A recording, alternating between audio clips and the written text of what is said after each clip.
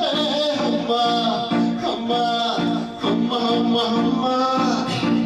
मुझे डर इस बात की है बस कि कहीं ना ये बात निकल जाए मेरे इतने भी पास तू आमद कहीं मेरे हाथों से न बात निकल जाए बोलो ना तुझे सुई लगा खबर भी अब करने लगा बगावत बेहदार और आंखें आमा आता है होने लगा है कयामत